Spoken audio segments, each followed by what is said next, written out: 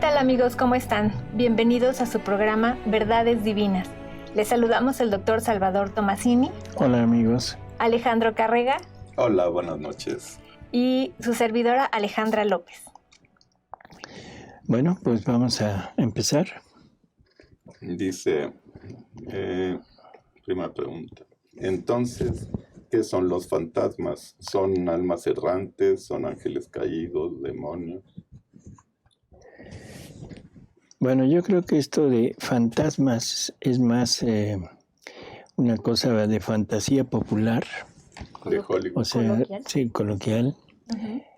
Entendamos que después de la muerte, o sea, en el momento de la muerte, que es cuando viene este encuentro con Jesús, y que Él nos da la oportunidad de convertirnos si es que no estamos con Él, es la última oportunidad. Y en ese momento el alma decide qué es lo que desea con Él o no. Y entonces no hay más que dos destinos, o el cielo o el infierno, no hay otro destino.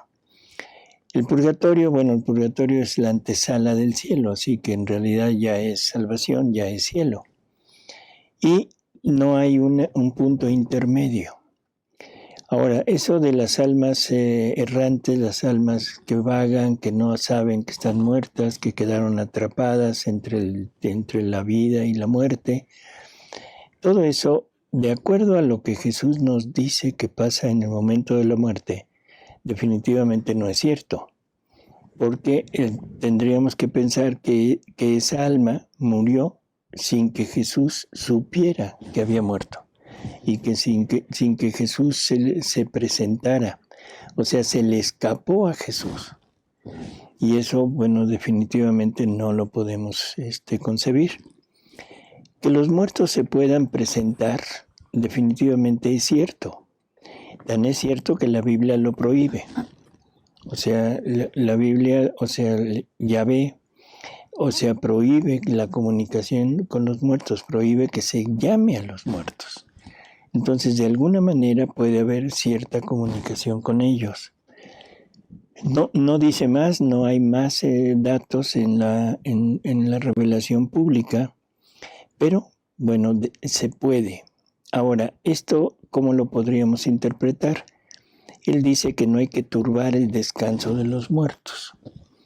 Por lo tanto, lo que podemos inferir de esto es que no es que estén a nuestra disposición, que no interrumpamos su descanso. Que pueda haber manifestaciones del mundo espiritual, o sea, después de la muerte, hacia nosotros, sí, siempre y cuando sea con permiso de Dios. O sea, que Dios lo permita por alguna razón.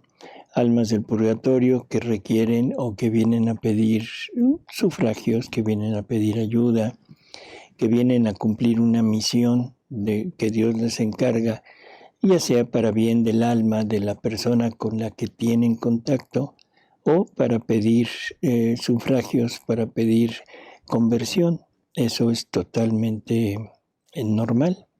Bueno, no normal, sino es factible. Como decía Alejandro, o sea, Jesús les otorga un cuerpo, o sea, no se presentan como fantasmas, o sea, una sombra blanca y haciendo no, sino se presenta como una persona. Y esto es por la forma en que Dios les permite formar un cuerpo aparente. Entonces, fantasmas en el sentido estricto de la palabra, esa aparición que viene para asustar, para tomar posesión de un lugar y hacer cosas ahí raras, definitivamente no. Las almas que están salvadas, no. Solamente con permiso de Dios, y eso viene para un bien del alma que recibe, para pedir algo que necesitan las almas del purgatorio, o para corrección de algún tipo de, no sé, de persona, de sociedad, en fin. Pero existe el otro punto, que es el infierno. Y en el infierno, o sea, las almas condenadas pueden en un momento dado convertirse, bueno, no pueden, son demonios humanos que están ya en el infierno. Y ellos pueden presentarse, sí, y pueden presentarse con la finalidad de perturbar a las almas, de perturbar a alguien o de hacer pues daño, igual que el demonio, ¿no?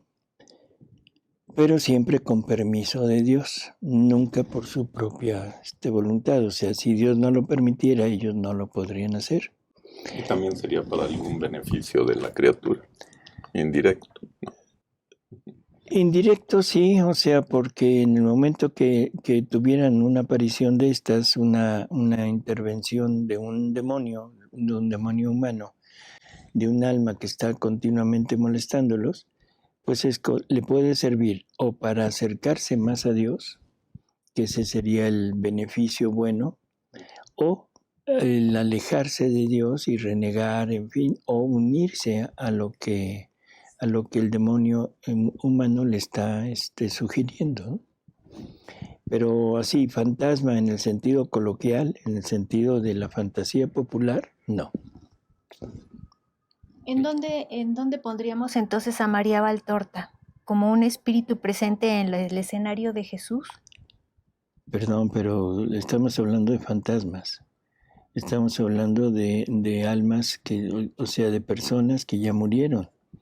María Valtorta es una mística que Jesús toma el espíritu de ella y lo lleva a ese punto de la vida de él, en el acto único de Dios, pero no está muerta, no se le aparece a nadie, o sea, no llega a platicar con alguien o a hacer algún tipo de comunicación con personas, ella simplemente está observando lo que Jesús quiere que ella observa y escriba.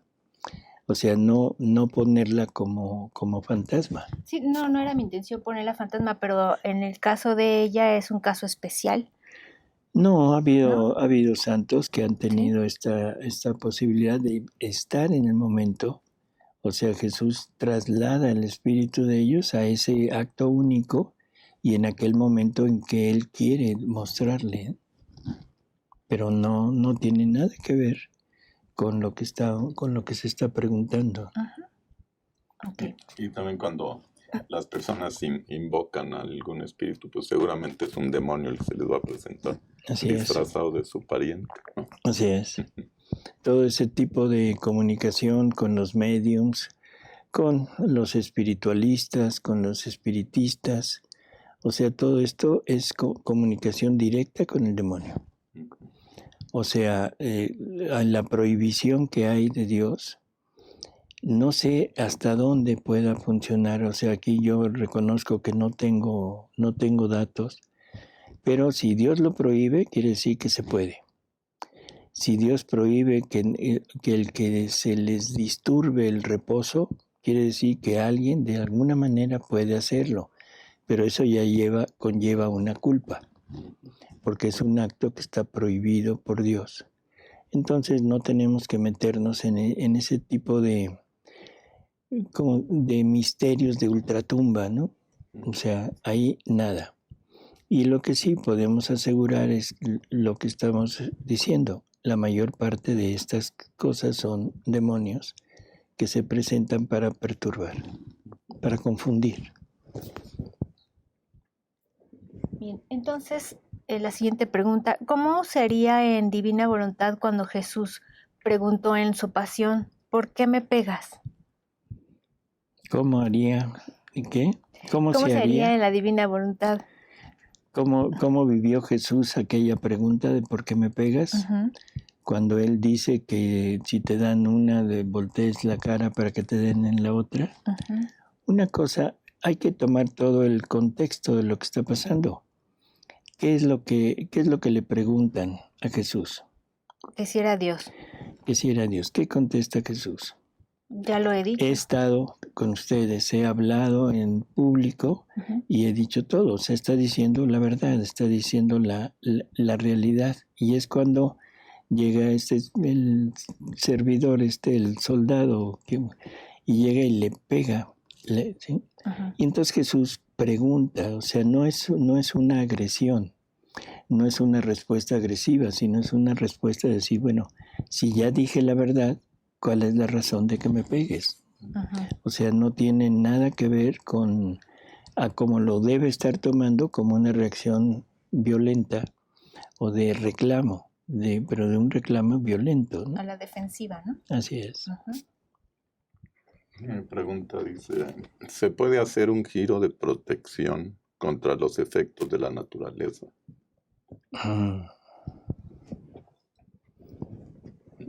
Bueno, lo primero vamos a entender lo que es un giro. O sea, un giro es el fundirse, estar fundido en la divina voluntad y ponerse en los lugares, en las situaciones, en los hechos que han pasado, en todos los actos de Dios o en los actos de las criaturas, en los actos que Dios hizo en la naturaleza, en fin. Tienen una finalidad. La finalidad es descubrir el amor de Dios para nosotros. La finalidad es el hecho de descubrir los atributos que Dios ha reflejado en todo lo creado, en todas sus acciones, para amarnos y de alguna manera, o sea, tomar posesión de ellos, tomar posesión del amor que Dios ha puesto en todo lo que Él hace, ya sea creación o sea redención.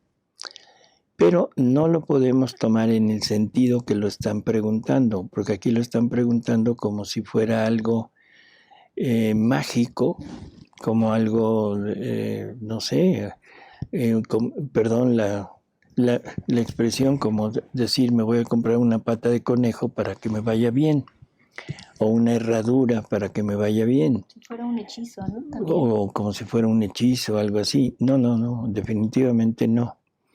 Esto de hacer un giro para evitar las consecuencias, los efectos de una cosa natural, definitivamente no. Está tergiversado totalmente el sentido de lo que es un giro. Dice, ¿qué es la culpa? ¿Qué es el pecado? Bueno, esto, o sea, en términos generales lo podríamos poner, que lo podríamos como homologar, culpa y pecado. Es una transgresión a algo, a algún mandato, a la ley de Dios. Pero lo vamos a verificar desde el punto de vista de la Real Academia Española para que quede más claro, ¿sí? Si nos quieres decir, Alejandra. La Real Academia define como culpa la imputación a alguien de una determinada acción como consecuencia de su conducta. Así es. Entonces, ¿qué es la culpa? El efecto. Consecuencia. La consecuencia. La consecuencia de un acto, ¿sí? Pero eso es desde el punto de vista humano, desde el punto de vista de la ley humana. Ahora, desde el punto de vista teológico, desde el punto de vista de nuestra religión, ¿qué es la culpa? Lo define como pecado o transgresión voluntaria de la ley de Dios. Exacto, o sea, lo pone como homólogo de pecado. Y ahora vamos a ver lo que en esta misma situación se define como pecado. Transgresión. Transgresión a la ley de Dios. Aquí está. Transgresión a la ley de Dios. Así es. Entonces, prácticamente lo podríamos poner como algo que es sinónimo, culpa o pecado. La culpa es la consecuencia de un acto, pero de un acto que es contrario a la ley de Dios. Por lo tanto, es la consecuencia de un pecado. Entonces lo podemos poner como sinónimo, ¿no? Doctor, antes de conocer la divina voluntad, ya unía mis sufrimientos a la pasión de Cristo. Incluso me extendía en la cruz con Él. ¿Eso ahora puede ser tomado como vivido en la divina voluntad con todo el valor y el mérito? Claro. Recordemos que en la divina voluntad tenemos a nuestra disposición el tiempo y podemos trasladarnos a nuestro pasado y unir todos nuestros sufrimientos, todos nuestros actos. Podemos tanto unirlos a la pasión de Jesús, por ejemplo, en esto que están nombrando, todos mis sufrimientos los puedo poner en la pasión de Jesús, todos mis actos los puedo poner en los actos de Jesús, puedo rehacer mis actos en la divina voluntad para, tomando los actos que Jesús hizo por mí, hacerlos míos y ponerlos en mi acto como una reparación hacia Él. Así que sí, está totalmente de acuerdo con lo que la divina voluntad nos dice. Dice, ¿por qué si Adán y Eva no sabían de la malicia? ¿Por qué permitió que existiera el adverso? Bueno, yo creo que son dos cosas totalmente separadas, ¿no? Una cosa es la inocencia que existía en Adán y Eva, una inocencia, o sea, que no conocían el mal, no conocían el pecado, pero eso no tiene nada que ver con el permitir la existencia del demonio. O sea, el demonio existe, o sea, por voluntad de él. O sea, un acto de soberbia.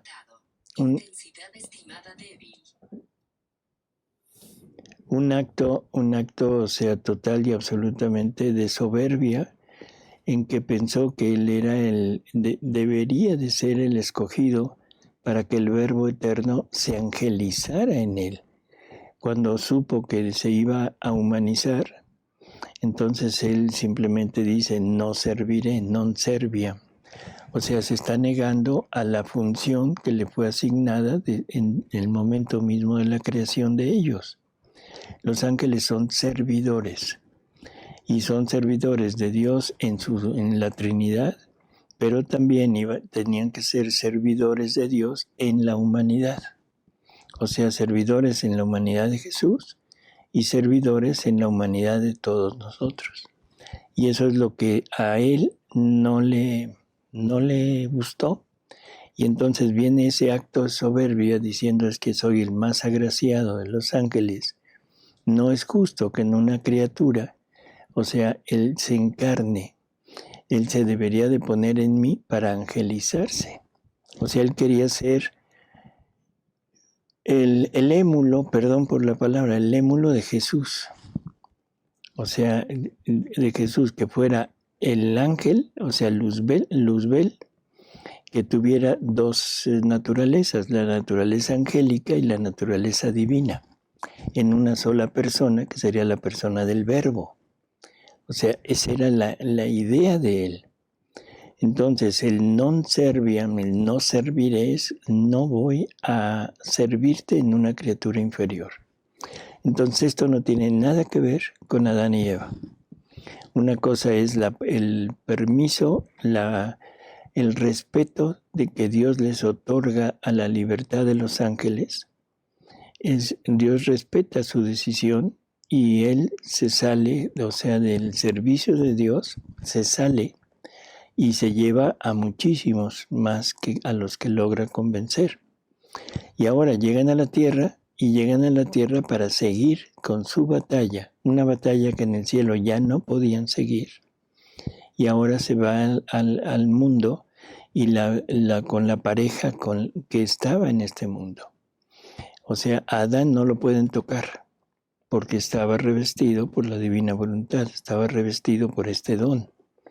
Y Jesús nos dice que el alma que vive en la divina voluntad no es capaz de sufrir tentaciones, que el demonio no se le puede acercar. Eva, que no vivía en la divina voluntad, o sea, Eva es la que puede ser tentada. Ella debería de haber resistido a esa tentación, puesto que vivía en la santidad de la gracia. Pero sabemos lo que pasó. Pero digo, son dos cosas diferentes. En un programa el doctor dice que si vivimos en la divina voluntad no debe haber más órdenes religiosas. ¿Y entonces quién consagraría? No, eso jamás lo he dicho. O sea, y si lo dije, perdón, fue un tremendo error. O sea, yo no he dicho que no debe haber órdenes religiosas. En primer lugar, la iglesia es imposible que desaparezca. La Iglesia es la depositaria de todo lo que María tiene en ella, o sea, como propio, que es todo lo que Jesús logró en su vida, en su pasión, en su muerte, en su resurrección, está depositado en María. Y María lo transmite a la Iglesia. Y la Iglesia es la que nos lo reparte a nosotros. Todos los seres humanos, hasta el final, cuando acabe la familia humana en la tierra, van a nacer con la culpa original. No importa que los padres vivan en la divina voluntad. Recordar, la divina voluntad es un don, no es naturaleza de la criatura. Por lo tanto, no lo puede heredar. Los hijos siempre nacerán con el pecado original, con esta ausencia de vida divina y de voluntad divina. Por lo tanto, todos tendrán que pasar por los sacramentos para poder llegar a vivir en algún momento en la divina voluntad. ¿Y cómo podrán pasar por los sacramentos si no existe la Iglesia? O sea, definitivamente eso está equivocado. Y puede ser equivocación de comprensión o equivocación mía, no recuerdo, pero pido disculpas si fue mía. Segundo, o sea, el hecho de las órdenes religiosas, probablemente lo que yo haya dicho es que son las costumbres religiosas, porque las costumbres religiosas son producto de la voluntad humana, son producto de un caminar para ir al encuentro de Dios, para ir al encuentro de Jesús. Y todo esto es lo que Jesús nos pide que renunciemos a todo lo que es voluntad humana. Por lo tanto, sí deberíamos de renunciar a esa búsqueda de esos caminos, de esos medios para acercarnos, porque ahora Él es el que quiere no acercarse, sino fundirse con nosotros. Y una vez que uno ha logrado la meta, el camino ya no es necesario. O sea, si nosotros vamos a un lugar, por ejemplo, vamos a un determinado lugar, bueno, el camino es necesario, sí, es benéfico, sí, o sea, es lo que nos va a llevar.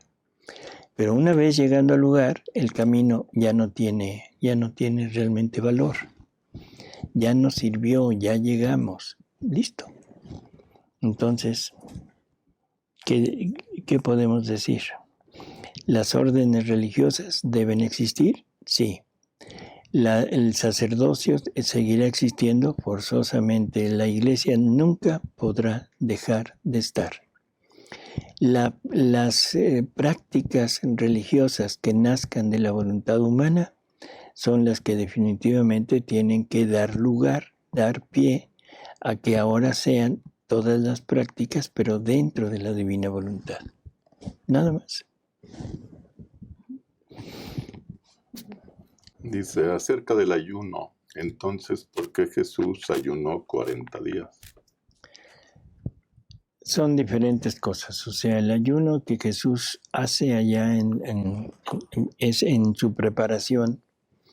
Él tiene que prepararse para su misión. Pero su misión era vivir la vida de todos nosotros. Su misión era sufrir el pecado de toda la familia humana, sufrirlo, pero desde su voluntad humana, pero todo reforzado por su propia voluntad divina. Sin embargo, es la voluntad humana la que tiene que hacer el esfuerzo de resistir a todo el mal de toda la familia humana. Entonces, Él se pone ahí y se pone para enseñarnos cómo se vence. ¿Se prepara con el ayuno? O sea, para fortificar el espíritu, definitivamente sí, así es. Con ese espíritu de mortificación, de acercamiento a Dios, sí. Y el demonio se presenta y entonces es esa batalla. Y Jesús nos demuestra cómo se vence. No solo de pan vive el hombre, o sea, cuando ofrece la parte sensible de los bienes, No tentarás a Dios en vano. O sea, cuando lo que trata es de estimular la parte de soberbia, vamos a decirlo así, lánzate al abismo para que los ángeles del cielo te sostengan y todo el mundo vea y te reconozcan. Pero eso no era voluntad de Dios. Por eso dice, no tentarás, ¿sí?, a Dios. Y por último, el adórame por un instante. O sea, no se adora a nadie más que a Dios. Entonces no es lo mismo ese ayuno de Jesús de preparación a su misión que el ayuno de nosotros. En nosotros el ayuno que Él nos pide es un ayuno todavía mayor. No es un ayuno de 40 días. No es un ayuno de pan, de tortilla, de carne. No se trata de ese ayuno. Se trata de un ayuno de toda la vida, de nuestra voluntad humana, no dándole vida a nuestra forma de ser, a nuestros atributos. Ese es el ayuno que Él quiere. El ayuno, el otro es el ayuno de la parte humana. Cuando le preguntan a Jesús por qué tus discípulos no ayunan, o sea, los que son discípulos de Juan el Bautista, los que le preguntan esto, ¿qué les dice Jesús? ¿Cómo van a ayunar estando el novio o el esposo con ellos? Cuando les sea quitado, entonces ayunarán. Nos fue quitado, por eso hemos ayunado todo este tiempo, desde que Jesús se fue hasta ahora. Nos fue quitado, ¿sí? Pero ahora ya regresa el esposo, ya está con nosotros, ya se quiere unir con nosotros. Por lo tanto, el ayuno físico ya no tiene sentido. Ahora viene el ayuno espiritual, que es el que Él necesita para que esa unión sea estable. Mientras no exista ese ayuno, no puede formar una fusión con nosotros. Podemos ayunar físicamente lo que queramos, pero eso no destruye nuestro ser, no destruye nuestra voluntad, no le quita todo lo que tiene. La mortifica, sí, pero no le quita el germen. Y ahora el ayuno espiritual tampoco nos quita el germen, lo aplasta. Permitimos que sea la voluntad divina la que aplaste nuestro germen para poder unirnos totalmente a Él. ¿Sí? En el Padre Nuestro, cuando decimos, como nosotros perdonamos a nuestros deudores, ¿nos hacemos también deudores de nuestro prójimo? Bueno, sí, alguien me tiene que perdonar por las deudas que yo le debo. O sea, definitivamente todos estamos relacionados, intercomunicados por esto. Yo le debo a alguien. ¿Qué le debo? O sea, cuestiones materiales, a lo mejor. Pero no es lo importante. Lo importante es la deuda, pero la deuda espiritual. La deuda del amor hacia mi prójimo. La deuda del consejo. La deuda de la corrección fraterna. O sea, todo este tipo de situaciones, y lo voy a decir así de una vez para que se entienda. Por ejemplo, ¿qué deudas tienen los sacerdotes con nosotros? ¿Qué deudas? El sacerdote es pastor. El sacerdote es pastor. El sacerdote cuando ve a una oveja que anda descarriada, su obligación es corregirla. Es acercarse a la oveja, corregirla, indicarle más o menos el camino, cosa que desafortunadamente no se hace. A lo más, alguno que otro, que no podemos decir que todos, pero sí hay excepciones en donde se acercan. Pero un buen número de sacerdotes dicen no quiero nada con él y se separan. Eso es una deuda que ese sacerdote tiene con aquella alma. Y así por el estilo. Lo mismo pasa con nosotros. Mi deuda que tengo con mis hijos de no haberlos corregido. Mi deuda que tengo con mi esposo, con mi esposa, por no haber tratado de llevar una vida más armónica, de perdón, de tolerancia, deuda que tengo con mi prójimo, con mis vecinos, con mis compañeros de trabajo. En fin, tenemos deudas. Entonces, cuando decimos perdona nuestras deudas, ahí también estoy yo siendo deudor de los demás.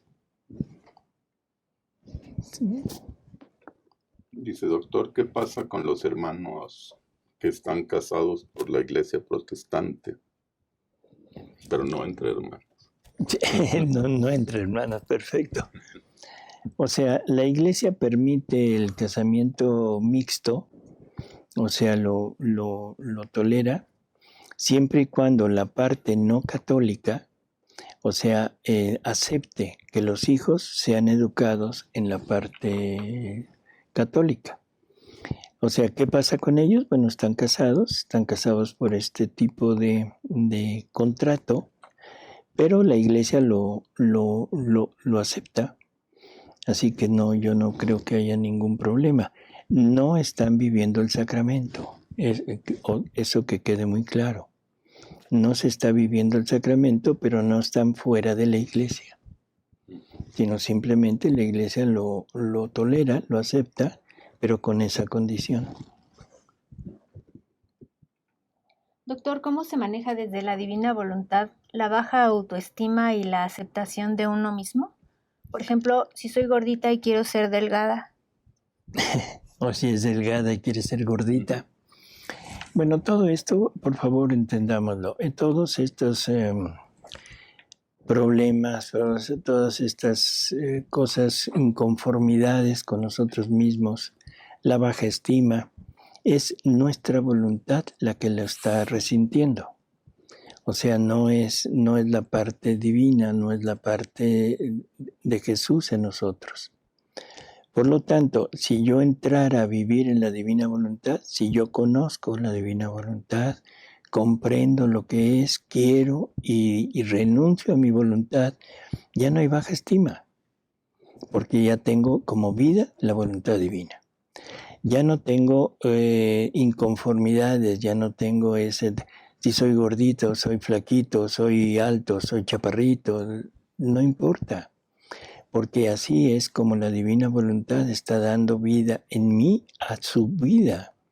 Por lo tanto, lo que importa no es el cómo me vea, lo que importa no es cómo me vean o cómo quisiera que me vean. Lo que me debería de importar es cómo quiere Dios que yo sea y aceptándome tal y como Dios me hace. Punto. Así que eso definitivamente desaparecería. Y ese es el punto principal y fundamental de todos los problemas emocionales, de la depresión, de las angustias, todas las ansiedades, los temores, todo ese tipo de alteración psicológica no es más que la ausencia de Dios en la persona. Mientras la persona no tenga a Dios en ella, definitivamente está perdido. Teniendo a Dios, esforzándose por tener a Dios, se acabaron los ansiolíticos, se acabaron los antidepresores, se acabó todo ese tipo de medicamentos, porque Dios es la paz, Dios es el encuentro. Y si tenemos la divina voluntad en nosotros, definitivamente ya no hay nada de eso. Tampoco hay la sobrevaloración, porque podría suceder. Alguien que crea que tenga la divina voluntad y ahora se sienta superior, ahí también eso da al traste, eso es voluntad humana. Porque la voluntad divina lo que tiene es la misión es de servir. La divina voluntad sirve. Ejemplo, Jesús. Jesús vino a servir y sirve y sigue sirviendo, aún a pesar de ser Dios. María, viviendo en la divina voluntad, sirve. No se siente superior, no se presenta como alguien que es grande, no. Se presenta con la humildad, se presenta con esa actitud de entrega a todos nosotros. Dice, ¿qué diferencia hay entre persona y alma? Y si hubiera alguna, ¿cómo se aplicaría en la Santísima Trinidad? Lo primero, o sea, persona y alma. Debemos entender que la persona es como el conjunto de la naturaleza que tenemos. Nosotros tenemos dos naturalezas, una naturaleza física, animal, y una naturaleza espiritual. La naturaleza animal nos la heredan los padres, o sea, todo lo que es nuestro cuerpo, nuestras funciones, en fin. Pero la naturaleza espiritual es creada por Dios, no es heredada por los padres. Sin embargo, el alma, con todas sus capacidades, con sus tres potencias, se une al cuerpo, y no es que sean dos naturalezas unidas, sino que entre las dos forman a la persona humana. O sea, es igual que Jesús.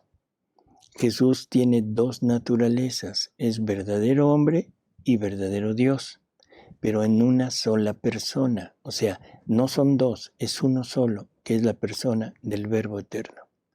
O sea que entre la naturaleza humana y la naturaleza divina se unen para conformar, o sea, prácticamente una sola persona, que es el Verbo. Nosotros igual. Mi alma, mi espíritu, mis tres potencias del alma con mi cuerpo se unen y no son dos cosas, sino es una sola, que es mi persona, que es un ser humano. Doctor, ¿se puede decir que nuestra voluntad obra de tres maneras distintas? Una con nuestras miserias, otra con nuestras virtudes y otra en la divina voluntad. Bueno, la voluntad, recordemos, es el motor. Entonces este motor tiene que mover algo, o sea, el motor por sí mismo es un motor sin algo que mover, es inútil. Puede ser un motor muy potente, no importa, es un motor inútil. Entonces tiene que mover algo.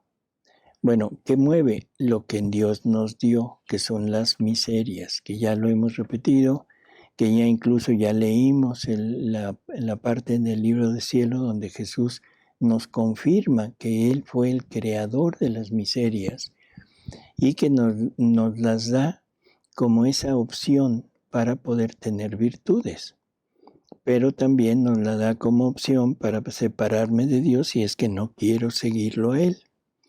Entonces, esa voluntad puede mover la miseria para vivir la miseria y separarse de Dios. Puede mover la miseria para formar virtudes y acercarse a Dios. Pero en la divina voluntad tiene que renunciar a eso. Tiene que renunciar tanto a la miseria como a la virtud para que ahora sea la divina voluntad la que se ponga en el alma con todas sus cualidades, con todos sus dones. Y ahora nuestra voluntad es la que va a hacer el acto, sigue siendo ella la que genera el acto, pero como ya no tiene nada que mover suyo, nada más mueve el acto en nuestra parte humana, y ahí corre la divina voluntad para depositar todo lo que ella tiene en nuestros actos. Por eso es que cada acto de nosotros se convierte o genera una vida divina, pero sigue siendo la divina voluntad la que genera el acto. Dice, sin ser santos, las criaturas podemos llegar a tener la divina voluntad. No sé a lo que se refiera. Si se está refiriendo a que primero tenemos que llegar a la santidad para vivir, y ahora se dice que sin llegar a la santidad humana podemos vivir, si es esta última opción, tiene razón. No necesitamos ser santos para vivir en la divina voluntad, porque esto es un don, no es un logro, no es un pago que Dios haga por la santidad que tenemos. Todos aquellos que opinan que debemos ser santos, porque Luisa primero ejercitó la santidad humana en totalidad, no han comprendido que Luisa tenía que hacerlo forzosamente, porque ella era la que iba a cumplir las peticiones del Padre Celestial en cuanto a actos santos de voluntad humana, como en peticiones del reino. Y eso no lo podía hacer más que en la divina voluntad. Por eso es que la primera fase de esta unión con Jesús va por el camino de la santidad. Pero después, ya una vez que llega, o sea, llegando al libro 11, las verdades de la divina voluntad, llega un momento en que Jesús le dice, ahora tienes que renunciar a todo lo anterior. Tienes que renunciar a tus virtudes. Tienes que renunciar a tus dones, a los dones que te han sido dados. ¿Para qué? Para que quedes en la nada, que eso es lo que Jesús nos está continuamente diciendo. Tienes que llegar a tu nada para que mi voluntad pueda entrar y depositar todo lo de ella en ti. Por lo tanto, llegar a la santidad humana definitivamente no es necesario. Podemos ser de lo peor,